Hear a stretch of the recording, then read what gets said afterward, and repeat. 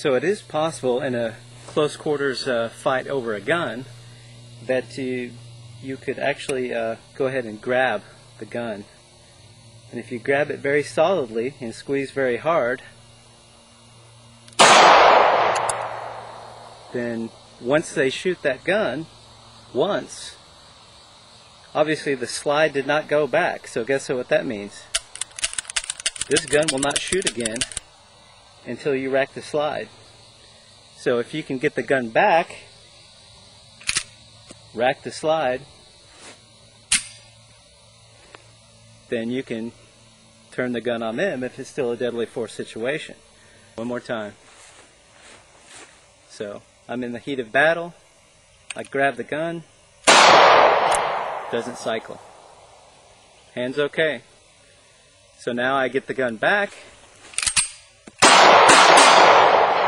and I'm in a good position.